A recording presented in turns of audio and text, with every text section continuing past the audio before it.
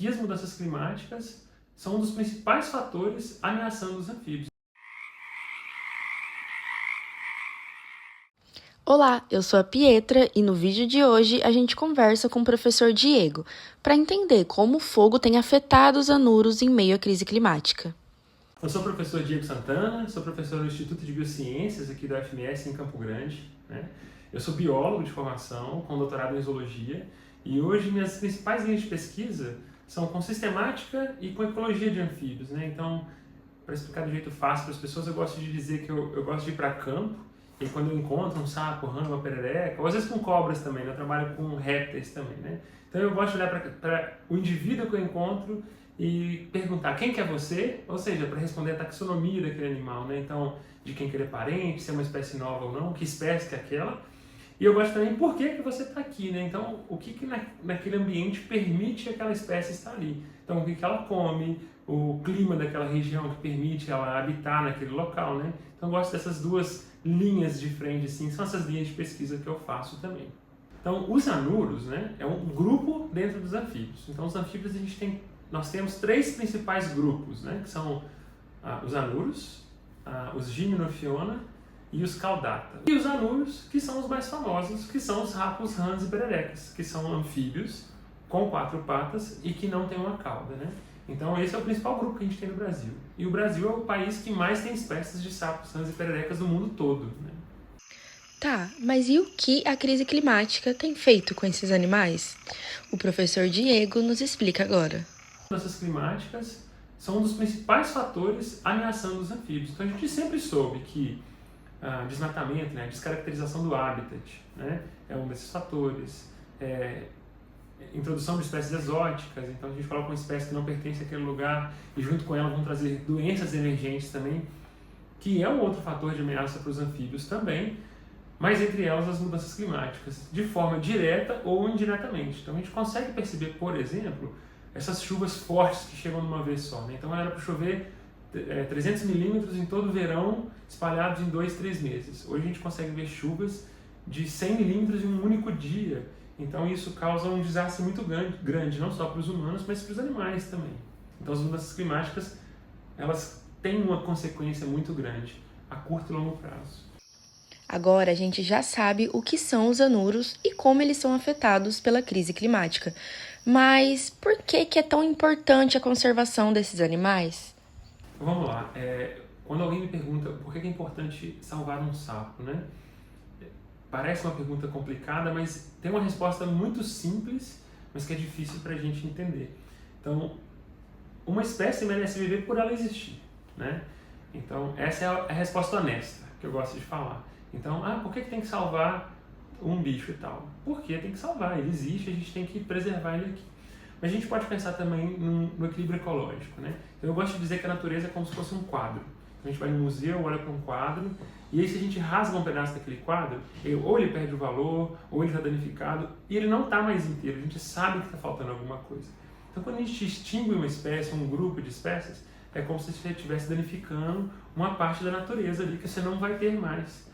Diego, mas a gente pode restaurar e colocar de volta. Tudo bem, vai restaurar. Mas não vai ser a mesma coisa, da mesma forma como um quadro num museu. Se a gente restaura, a gente sabe que tem uma coisa diferente. Então, por mais que eu perdi uma espécie, e se eu tentar compensar isso, não vai ser a mesma coisa. Eu perdi ali uma grande parte da natureza. E o que eu perco? Histórico evolutivo, que é a história da nossa presença no mundo aqui, dos seres vivos no planeta. Eu perco também um equilíbrio ecológico, porque os anfíbios, por exemplo, eu gosto de falar isso porque eu trabalho com eles, é um grupo que é importante tanto na água quanto na terra. Por isso o nome deles, inclusive, né? Anfíbio, duas vidas, né?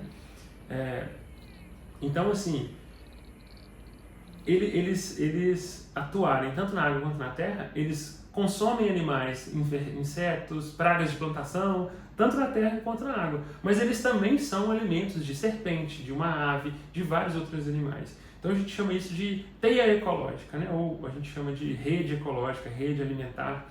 Então os anfíbios eles são um ponto de ligação para várias redes ali. Quando eu tiro eles, eu quebro essas redes, elas deixam de existir também, né? E essas redes são fundamentais para qualquer comunidade ecológica. Então eu extingui os anfíbios, eu estou extinguindo essas redes também.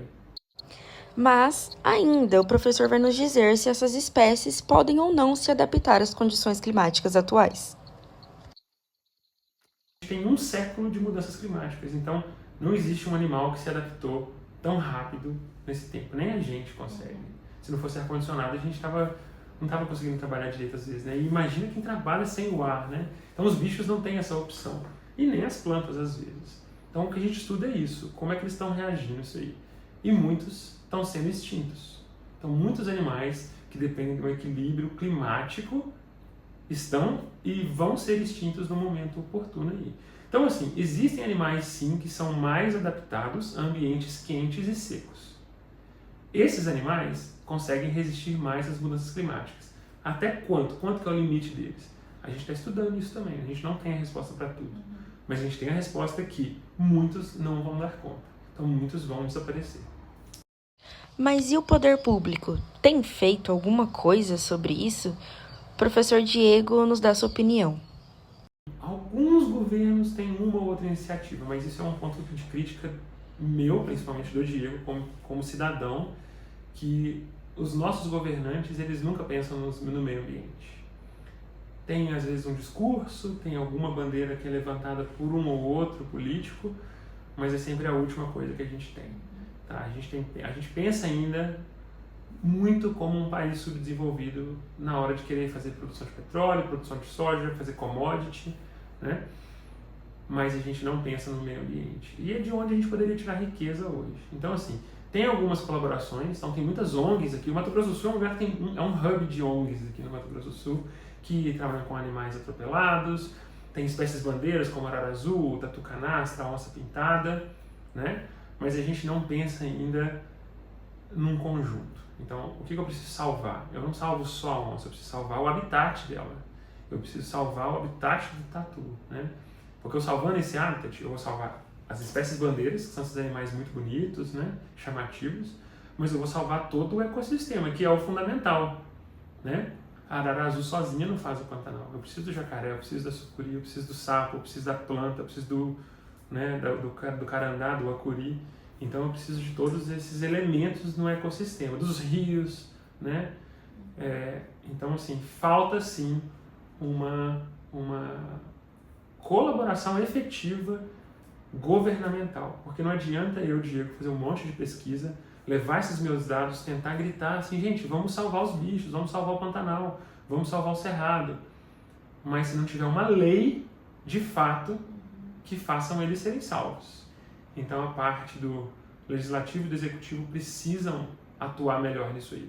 E os nossos políticos são muito fracos nisso aí. Eu estou falando como cidadão brasileiro, que os políticos brasileiros em qualquer estado do país não sabem lidar com o meio ambiente aqui no país. E a gente tem a maior diversidade do mundo. Para finalizar a nossa conversa de hoje, o professor Diego deixou um recado importante. Eu queria até terminar com uma mensagem bonita, ou que a gente tivesse um futuro brilhante pela frente. A gente pode ter, mas da forma como está hoje, a gente não vai ter. Os bichos, eles estão sendo extintos. A gente está vendo isso acontecer, o que é mais preocupante ainda, tá? E, Diego, como que a gente pode fazer isso? Cobrando os nossos governantes, porque só os cientistas e as ONGs que trabalham aqui no estado, no Brasil, não vão dar conta. A gente precisa de lei que mude as coisas, né? E uma das principais formas que a gente pode começar a mudar, criar unidade de conservação. No estado do Mato Grosso do Sul, a gente tem um parque nacional, que é todo aqui dentro, apenas um, que está na Serra do Bodoquena. Tem um pedacinho do Parque Nacional lá na divisa com Goiás, de Emas, um pedacinho do Parque Nacional do Pantanal lá na divisa com Mato Grosso, mas a gente tem quase nada de unidade de conservação. Os parques estaduais não permitem a gente fazer pesquisa lá dentro, infelizmente, eles ficam impedindo a gente, cobrando algumas burocracias que apenas o Mato Grosso do Sul exige. Então, aqui no estado, a gente também tem esse impedimento do próprio governo estadual de fazer pesquisa, para os poucos parques que já tem. Então, a gente precisa de mais unidade de conservação. O que, felizmente, ainda ajuda algumas coisas, nós, cientistas e as ONGs, são parques municipais. Então, alguns municípios do Mato Grosso do Sul estão fazendo um trabalho exemplar com alguns parques municipais. Então, a gente tem o Parque do Pombo, né, em Três Lagoas, o Parque dos Pilares, lá em Alcinópolis, por exemplo, né, o Parque de Piraputangas, em Corumbá. Então, esses parques, que são municipais, eles sim estão sendo alguns lugares que estão salvando a biodiversidade aqui no Mato Grosso do Sul. Então, assim, o governo o estadual e o federal deviam ficar mais atentos a isso. E é papel nosso cobrar também, né? E agora, para quem quiser saber mais do trabalho do professor e do laboratório que ele faz parte, presta atenção no recado a seguir. Nossos trabalhos aqui no laboratório, gente, segue Mapinguari Lab lá no Instagram, tem o nosso site também, que é mapinguarilab.com, que é muito mais voltado para os nossos artigos mesmos, né? Mas no nosso Instagram a gente tenta destrinchar um pouco mais para o público em geral sobre o que a gente faz aqui, né?